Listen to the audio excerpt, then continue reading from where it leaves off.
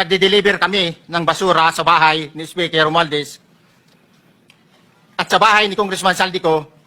Pagdating sa Horizon Residence, dumidiretso kami sa basement upang maibaba ang nasabing basura at dalhin sa unit ni Congressman Saldico sa 56th floor sa nasabing lugar kung saan siya nakatira. Bago ibaba ang nasabing basura, ito ay bawas na. Halimbawa, nag-akyat kami ng 46 na malita.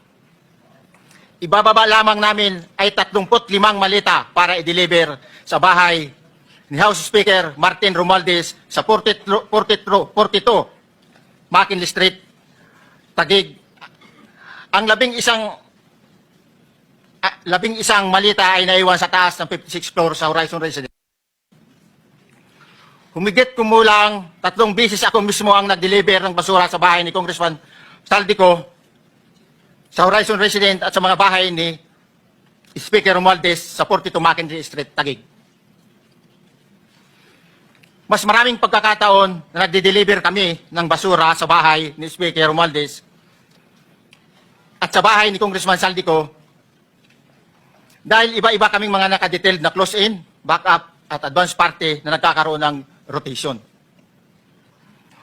Sa huli, ako po ay nagnanais na mapasailalim sa Witness Protection Program